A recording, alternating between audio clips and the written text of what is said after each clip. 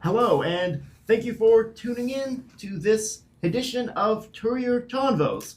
With us here today are a number of leaders in law enforcement in Graham County and in Safford, and they're going to be talking with us today about some various the public safety topics, in particular the flock camera systems.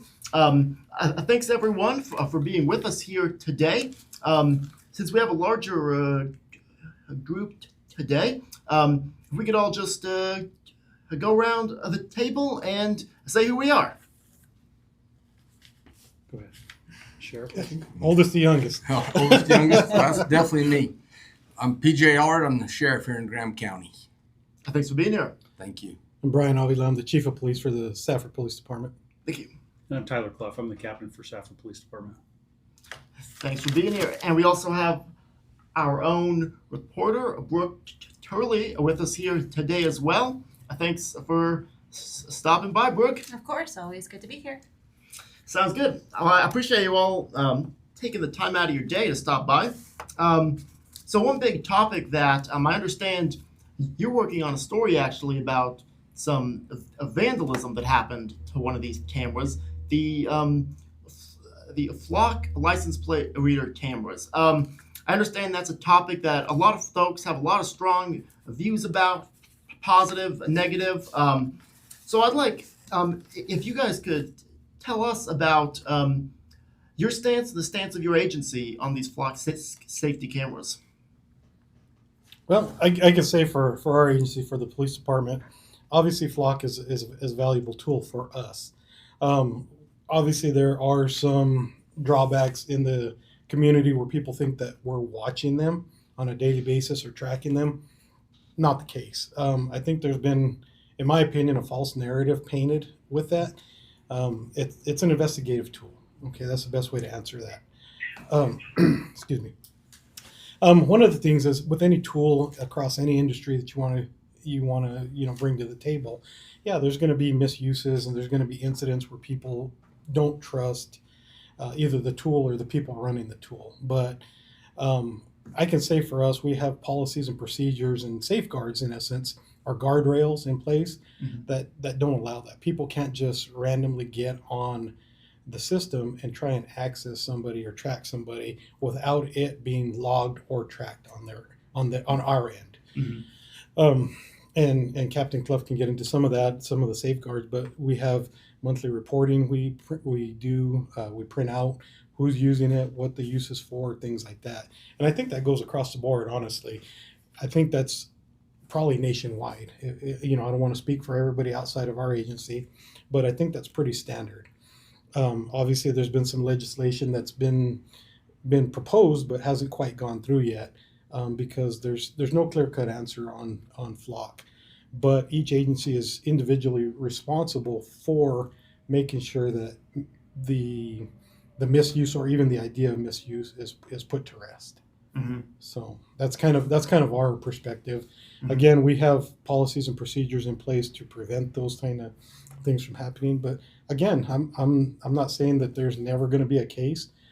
I would like to say that with our agency that we have, faith in our personnel, our officers, that we're not going to do something like that, for lack of a better way to put it. And again, I'm not exempting anybody else because we work directly with them, and I know they're on the same page with that. So I think I'll let somebody else speak. So No, what you said is exactly right. This is just another tool that has been made available to us, and it's a valuable tool. It has helped us way more than it's hurt us. I can't think of any direction that has hurt us to this point of having flock system.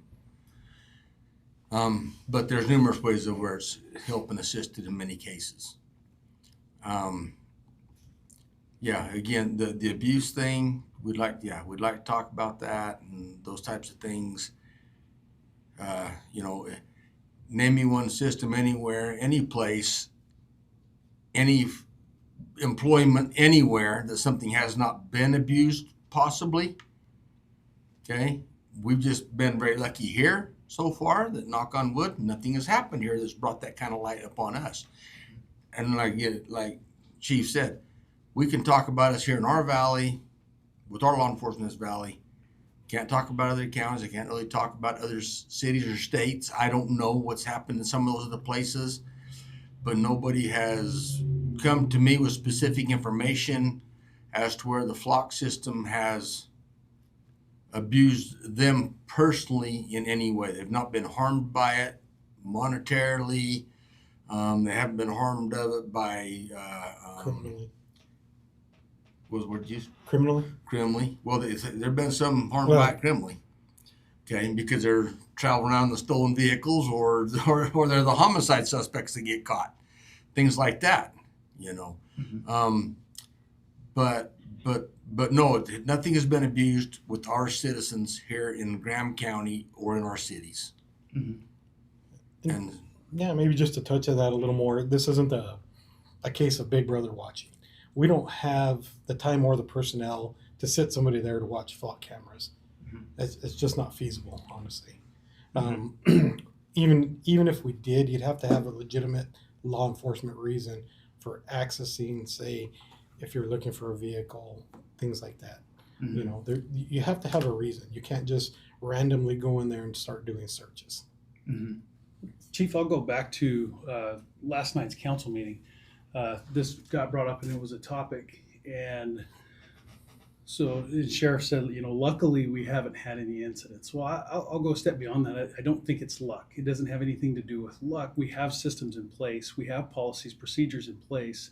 Our city attorney came on and commented while the chief was up talking about the policy that we currently have in place. He's presenting to other agencies that he represents, hey, this is good policy, this is good procedure.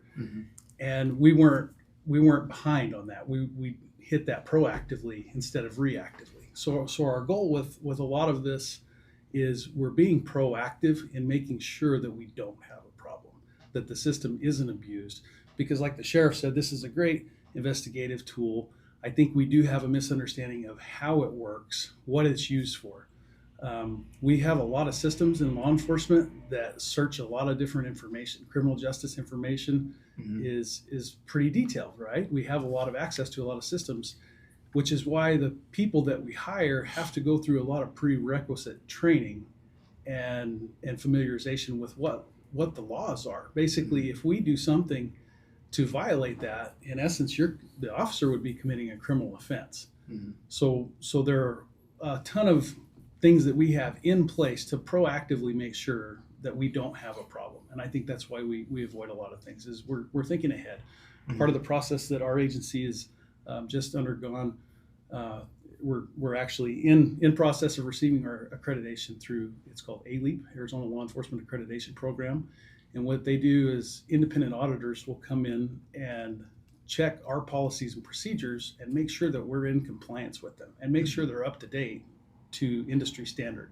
So we just had a 2-day in-person audit where they sent auditors from outside agencies, an assistant chief from a large agency and a chief of an agency bigger than ours, to come in and completely go through all of the points that we do, not just with flock, but in general, our policies and procedures. Are we in line? Are we complying with them? Are we doing them? Yeah. Are we doing what we say we're doing because it's governed by policy and procedure and best practice?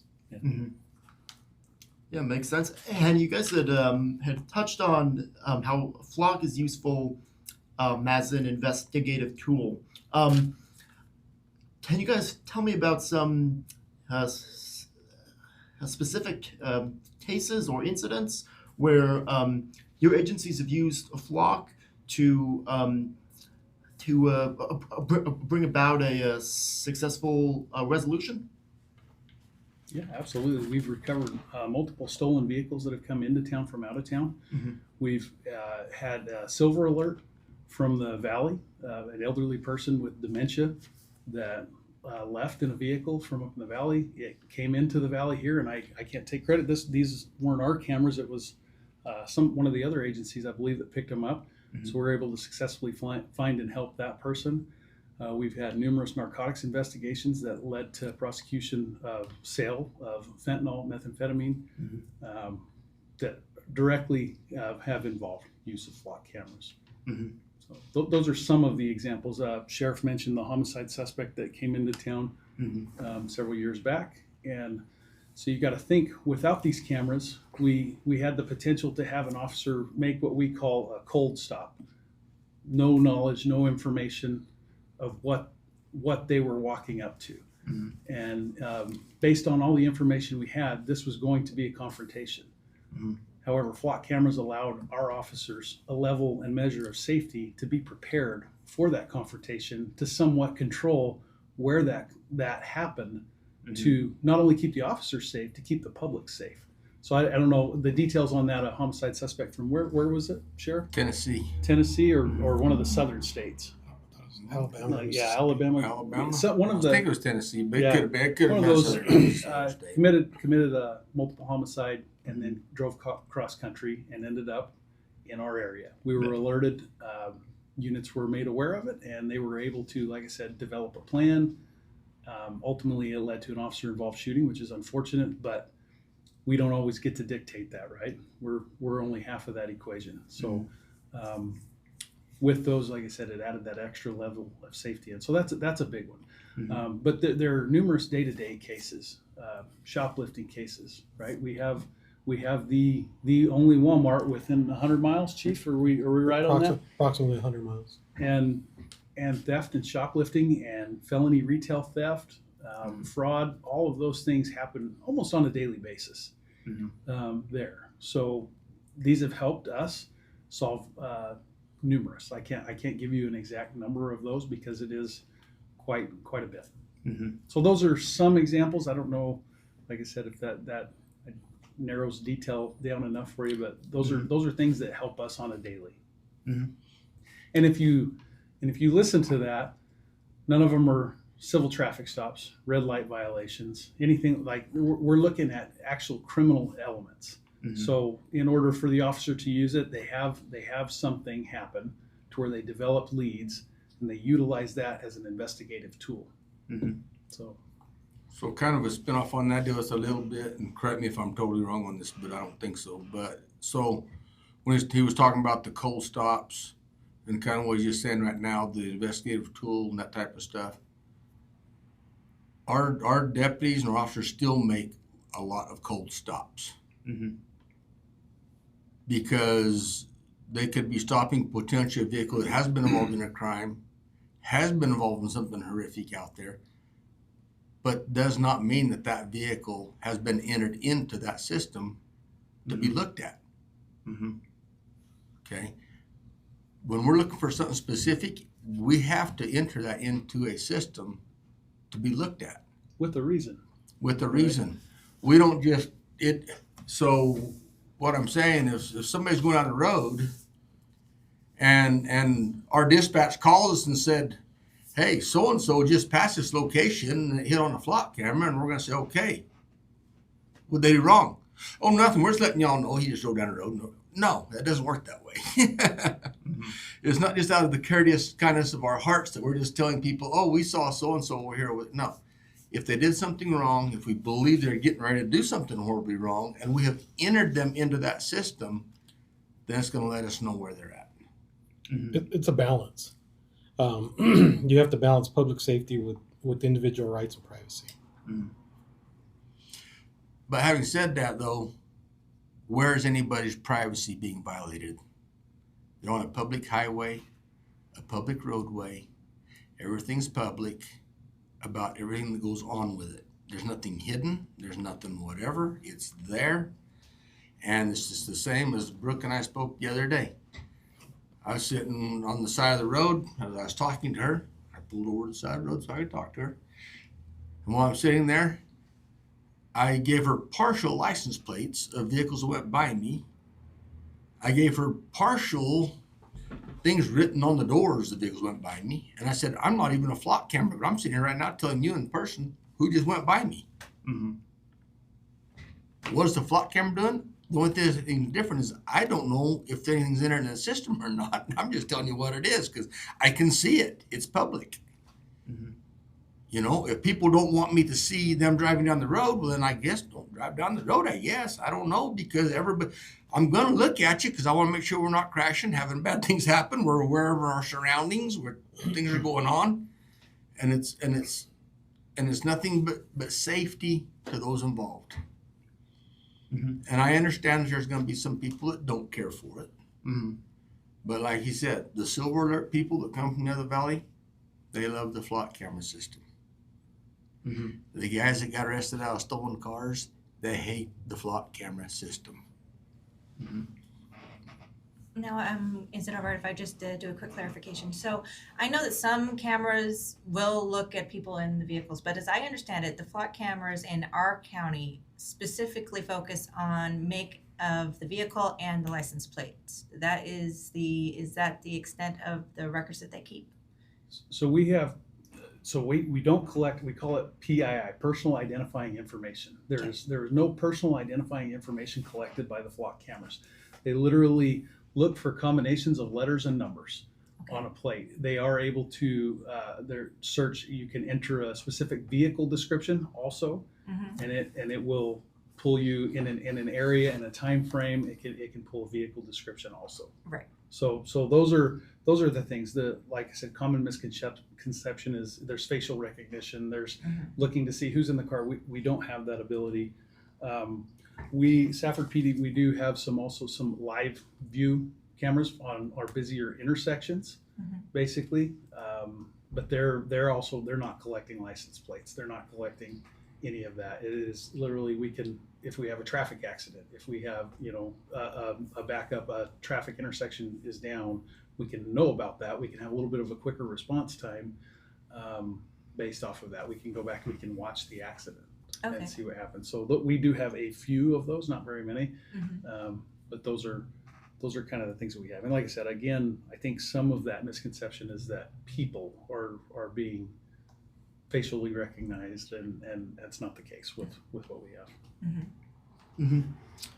Yeah, makes sense. And then you guys have mentioned how, in terms of keeping people's privacy safe, there's a lot of training that goes in, a lot of rules and protocols that, as a law enforcement agency, you have to follow.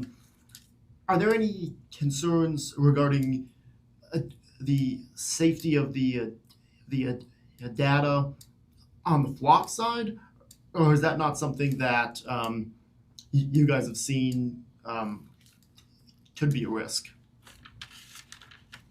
So I guess one of the bigger issues came up was there was an issue. It wasn't a data breach. It was basically somebody had released a whole bunch of records they shouldn't have.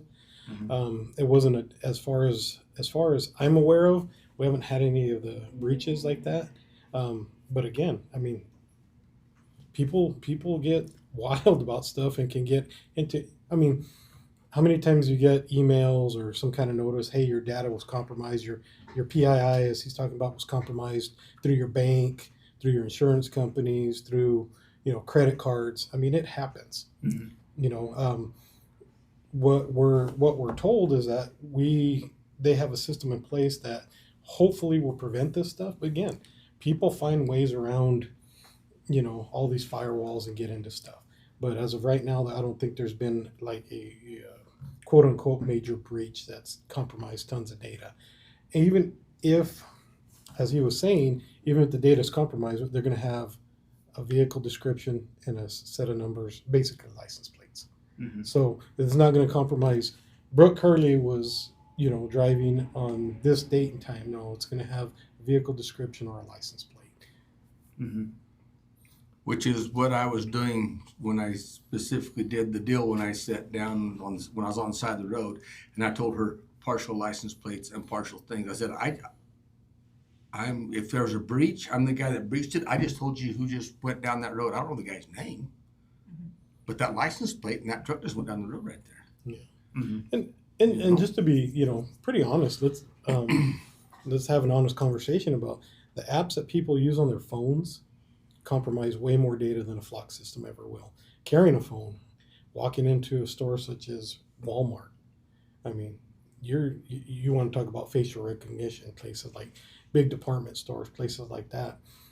I think the idea that law enforcement has access to it is what causes some of the naysayers to pipe up and scream that we're violating people's rights and infringing on personal privacy and things like that. But are you carrying a cell phone?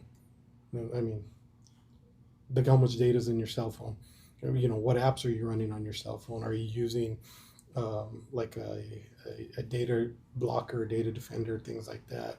Are you using like a Cisco before you log in, things like that? So there's so much data out there that can be compromised. That's what I'm saying. There's nothing guaranteed that it'll never get compromised. We just, like your bank, you just hope that you've got the firewalls in place to prevent major incidents from happening. Mm-hmm. And correct me if I'm wrong, this data is not held to the same standard as criminal justice information. We treat our requirement in searching it the same as we would criminal justice information, but the threshold for how it's stored is not the same as that. Mm-hmm. So the criminal justice information system that we use is far more secure and everything like that, because it has all of that personal identifying information in it. Mm-hmm. So there are different levels of security, but again, no data breaches have happened with them. There was public records released from an agency of other people's agencies. So with that, Flock initially, when they came out, was big on data sharing, information sharing, and some lessons were learned of like, okay, we really want to control who has access to view our data, and with that, they give our agency control of who can view things in Safford, Arizona, and where we can, if we're doing an investigation that maybe carries us outside of the area, we have to have permission in order to see that, view that. And the agency, each agency has control of that. And we want to, if another agency is requesting to see things in our locale, we want to know why. We want them to have to follow the same rules that we do, right? So there are ways that we put that in place to where that happens also. So. Mm-hmm. That makes sense. And then can you guys walk me through, I guess, kind of the public sentiment that you've heard from the residents in your communities? Would you say that there's wide support for Flock? There's a lot of criticism for Flock. What have you heard as leaders in these law enforcement agencies? So I guess the easiest way for me to answer, I'd say there's wide support for law enforcement. And I think that would be an extension of the tools that we use. Again, not 100%, everybody's not in favor of it. We understand that, we expect that. Mm-hmm. But I think most people understand, based on living here and the interactions and outreach that we do, that we're doing the right thing for the right reasons in the right manner with the safeguards in place, that we're not going to purposely go and try and violate somebody's privacy. Mm-hmm. Knowing that and having those kind of relationships obviously helps us tremendously. Again, not 100%, not expected to be 100%. Yes, there are people that and haven't spoken up to us directly. Let me start there. Nobody's ever come in and said, we don't think your policy is online. Ask for our policy, anything like that.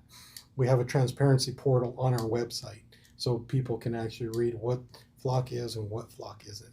Mm-hmm. And the people, at least as far as I know, that are saying that Flock should go away haven't come and had an honest conversation about what Flock is. And that's just being very frank. Mm-hmm. If I have a problem with you, wouldn't you think the easiest solution would be for me to come and speak to you directly, not get on a public platform or social media and literally just blast everything without having the information? And so, again, I think the support we have with the community and the relationships we have prevent a lot of that. But again, it's not going to be 100%. We don't expect it to be. Mm-hmm. So I mean, Chief said it right. They're not hitting our doors and saying, "Hey, we love the Flock system." They're not hitting the door saying we hate the Flock system. or we really don't know what to think about the flock system. Because most people, they don't think about it. They really don't care because they're not involved in anything that's going to pertain to anything that they have to be involved in a flock system. Okay, but now if you are the guy, we walk out here right now and you're needing to go home tonight, and your car's gone, and you're in the city of Safford because that's where you're at. You give these guys your license plate number, they enter it into flock real quick, and they find your vehicle going into Globe and they stop it. Are you going to be happy that the flock system worked today? You're getting your car back. Or you're going to walk around and say, I wonder if it's in the river bottom. I wonder if it's on top of the big mountain over here. I wonder if it's headed to Mexico. I wonder if it's in New Mexico. You don't have to wonder no more. We got your vehicle. We'll go get it now and get it back to you. Mm-hmm. You know? Those are the guys that are happy because they have actual involvement with the system. Mm-hmm. You know, it's kind of like, I don't think you'd be the guy that would say, oh, you mean you put my license plate in the flock system, my car's going into the Globe right now, well, you know what, take it out of the system, let's just see if we can find him another way.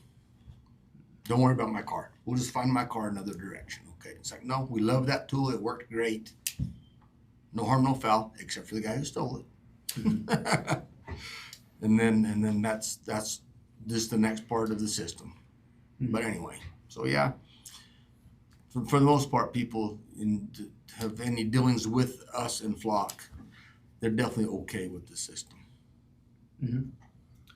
Do you have anything you'd like to add or to ask? Well, this isn't on your list, but I was wondering, do we? I know that there's a variety of there's a length of memory the flock system keeps the data for. I've been told that it can be altered between 30 days to, I think Flagstaff even shortened it to 14 before they took down their cameras. But do we know how long we keep our system? 30 days. It's 30 days. Yep. So that's just the data of the vehicles and the plates that drive past the cameras. Correct. No, but we haven't, unless we don't really know anything about it unless we have a specific plate that we put into the system, searching to see if there is any memory regarding the plate in the system. After we have a reason to do that. After we have Right. a reason. Yep. And that, now I didn't know that you actually kept a record of when you go in and search. So we don't. Do I understand that? Flock maintains the record. We go in and do basically a monthly audit. I go back, and that's one of my responsibilities is go back to make sure that searches that were conducted are logged with a valid criminal justice reason. Oh, okay. And so that's what we have to make sure that happens every month. So we go back through the last 30 days and ensure that they're all in compliance with our policy. Okay. See, I didn't know about that particular step. So. All right. Mm-hmm. Do we have an idea of how many times we use it? I know I was talking to the undersheriff and he said that there are roughly about 2 stolen vehicles a month that are utilized, I think just in the county, I might be wrong, to search for vehicles. So on our website, the chief mentioned it earlier, if you go to the Safford Police Department website, under the programs tab, there is a flock transparency portal, and it will show you the amount of, they call it hot list hits, that have registered on our cameras, the amount of, I think it has some different data, but unique vehicles read, and searches conducted within the last 30 days. And it'll also give you links to different Q&As, like what is flock, what does flock not do? They're all linked on that system. So some of our success stories are also on there of this is how flock has helped us. Some of them are a little bit older. We definitely probably need to update some of those success stories. As we're sitting here, I can think of a lot. So a lot of this is new program, right? We need our users to show the successes a little bit more so we can have this data available for you to paint that picture of what it's doing, what it looks like in our community. There are a lot of things that happen pretty frequently that this really helps us. I won't say that it makes it, because ultimately the officer on the street that's doing their job, that's thinking, hey, what resources do I have available to me, and how do I do this? How do I figure this out? They're the ones that are making this happen, that are keeping us safe. Is these men and women that are out on the road. But the individual behind the keypad, how would they go Correct. about getting to that portal to look in those? So the city Yeah, of Safford? Safford Police Department. You can type in Safford Police Department on the web, and we have a website actually through the city. And there's a programs tab on the side. Click on programs, and Flock Safety Portal is what it's titled, I believe. All right. So sorry, I don't have that up for you, or I could give you the Oh. number what it says today, but No, it that's fine. updates itself, and that's been an effective tool for us. Like, again, we want people to know this is what it does and this is what it does not do, because I do think that's been a big part of the issue with it, is the thought process. And I can't speak for other people because I don't know, but my personal perception, I guess, is a lot of people think that anywhere they're driving, somebody is keeping track of it, which is just not the case in any way, shape, or form. Again, we have to have a reason to look at that stuff, just like we always have in other criminal cases. We've built a lot of burglary, homicide, theft cases off of going back and piecing together where people have been, right? Pre-flock camera. That's always been a part of our job. This is, again, just another tool that once we have a reason to use it, it has been very useful for us. One of the things I had mentioned, some questions you gave us, what does it do here in a rural community, right? We're limited in resources. Right. We only have so many officers out on the street at a time. And so when we have technology, when we have resources, it can serve as a force multiplier. We can get more done as one single officer on the street, whereas in the city, your car gets stolen, they're going to call the auto theft detectives, right? They're going to have a group of people that come. Here, you're going to have this patrol officer. So they're expected to wear many, many hats. And so the more resources that we can provide them, the more assistance we can give them, the more effective they can be at their job. Mm-hmm. Yeah, makes sense. And then to kind of zoom out a little bit to your agencies as a whole, we talked a lot about the Flock initiative. Are there any other current issues in the community, or any other major initiatives in either of your agencies that you're undertaking right now that the public should know about? I'd say for us, Captain Club had touched on it, was our accreditation. Mm-hmm. That's a big thing for us. And a lot of times accreditation is misunderstood. I'll be honest. At first, I didn't quite understand its value. The value of accreditation means that you're having outside people come and evaluate what you're doing. Mm-hmm. That's the easiest way to describe it. It's a 2-year process to obtain your accreditation, but that just gives credit to the fact that it's not just a 1-week process and you're done. Mm-hmm. It takes 2 years to go through all your policy and procedure, best practices. You have to do proofs. It's a whole world of information that you have to provide, and you have to continue to provide it on an annual basis. Mm-hmm. So for us, we have 174 standards requiring annually 430 proofs. Mm-hmm. And those proofs can be anything from wearing a traffic vest while you're out, directing traffic, to documenting things in your report. Mm-hmm. So that's been a major initiative for us, just as far as public outreach, transparency, best practices, and the professionalism. Mm-hmm. Makes sense. Yeah, so as far as us go, we have not been involved in the accreditation process for the deputies. Mm-hmm. But one thing that we do have that others don't is we have the only detention facility jail, which we house all inmates for anybody that's arrested in this county. Mm-hmm. And our jail holds the high accreditation. There are only one, I think, of 3 of the 15 counties that are accredited in the jail as to the highest standard for jails. And that's pretty good for a small county mm-hmm. in Arizona. Mm-hmm. Well, anywhere, but we live in Arizona. So in Arizona, to be able to have. Mm-hmm. And, and that's, that helps us greatly in our everyday working environment inside of our detention facility for the Graham County Sheriff's Office. Mm-hmm. So we're deep grateful for that, and we got good folks that are working in there on that process all the time. That also requires where people come from other agencies, from other detention facilities. They come in and they walk through your system, and they also they grade you on what you're doing. Mm-hmm. And we've been this is actually our second year in a row now that we've been able to be in that accredited position. Mm-hmm. Yeah, makes sense. And then the last area I wanted to touch on is where are your agencies at in terms of staffing levels and recruitment initiatives? Go ahead. You guys go first. So currently we are fully staffed, which is it's hard to say anymore in law enforcement. We're fully staffed. Mm-hmm. Could we use more? Yes, but currently we are fully staffed. Some of our recruitment initiatives, as you're calling them, is things like he just kind of reminded me is that we run a couple programs every year, and the sheriff's office helps us out with. We have a citizens academy, Mm-hmm. and then we also have a teen academy. This gives people kind of a look into what a law enforcement officer, a police officer does.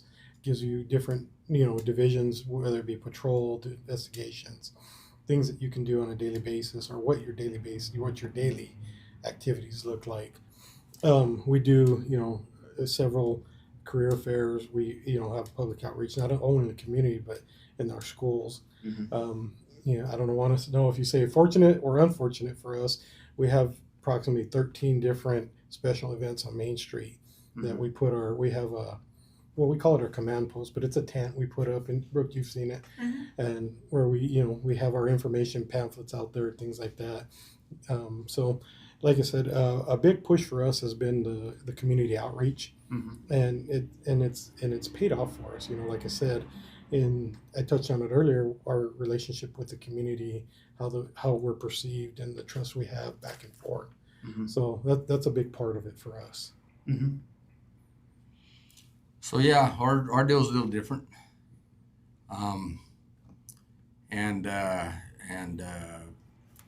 Because I worked for the city of Cypress for a little over 20 years before I was elected my first term as sheriff here in Graham County. Mm-hmm. And so I know what it's like to work with a full staff all the time versus not. Mm-hmm. Okay, and right now we are down 4 positions. We've been down as many as 5.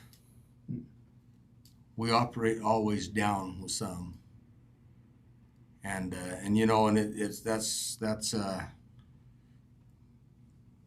that's neither here nor there as far as our law enforcement goes, because luckily we back each other up, we take care of each other, we don't really leave anybody hanging, that kind of stuff. Mm-hmm. But our deputies don't make as much as the other agencies, because we're being talking with each other on face front value right here, okay? And so it's very easy for other agencies in our area to pick up our deputies. Now, it used to happen on a regular basis, okay? The last few hires, they've been gracious enough to not come and get any of our deputies so much. Goes along with the other agencies also in the valley. Okay, I'm not just saying Safford, all right? But yeah, and I mean, I'm the first guy that I can't blame any of our men or women who are deputies who work for the sheriff's office. I cannot blame any of them for going for a higher paying job when they leave us. I just ask them of one thing, and that is that whenever they do leave and another agency calls us and asks us to give them a review on them, that they've worked well enough for us that I can give a good review about them. Mm-hmm. That's all I can ask of them. I said, because I'm not going to lie to somebody. If you're not a very good worker, I'm not going to tell them you were a good deputy, okay? Just to get rid of a problem. I said, that would be totally wrong on my part to do that. Mm-hmm. So there's those type of issues that go on. So yeah, we always operate pretty much down. Mm-hmm. And you know, hey, just to be fair with these guys and everything else, you know, our guys will get a little COLA bump, cost of an increase or whatever. Mm-hmm. Then whether we like it or not, the next council meeting that our towns have, they bump their guys. We've never caught up with them in all these years. Mm-hmm. We bumped, but then we always get out bumped. Mm-hmm. You know, I don't get a hold of the purse strings on that deal. We ask for help all the time and assistance all the time. But I will say that the deputies we have working the streets right now, they do a very good job. They have a large county Mm-hmm. to patrol, including myself. If we were totally staffed, including myself, there's 23. Mm-hmm. And of course, luckily, our population for the most part is on this side of the mountain. But our county's approximately 4,000 square miles. Mm-hmm. So that's what. So our guys, yeah. For instance, you know, we had a call here a while back, earlier in the spring, of an airplane that went down on the west side of the Gila Mountains. Mm-hmm. What was in our county? And it took my guys 3.5 hours to get there. Mm. So it's not like we can bring the whole troops and everybody just run there. Yeah. You know. Luckily, the other part of our stuff is we have search and rescue, the county does, which falls under the sheriff's office. Our search and rescue, they help us greatly on calls like that. Mm-hmm. Pinal County, our neighbor over there, they helped and responded on that call for us. Mm-hmm. They were actually closer. In our own county, they were closer than we could be. Mm-hmm. So, I mean, there's things that happen in Cochise County, work with them. Greenlee County, work with them. And we work every single day with Safford, Thatcher, and Pima. Mm-hmm. You know, that's not an occasional thing. That's every single day. Yeah. And there's not a doubt in my mind that, you know, when we have something that's horrible that's went on in our county or whatever, all we got to do is just say, hey, kind of, sort of, we would like a little help. They will send all the resources they possibly can to help us, as we will do the same for them. Mm-hmm. So we work very well together.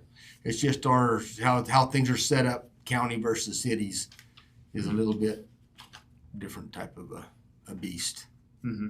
for us. Makes sense. Makes sense. Brooke, any other questions? No, I greatly appreciate you guys being willing to come out and visit us on the Courier Convos. Absolutely. We appreciate you taking the time out of your day to stop by. And thank you all for tuning in.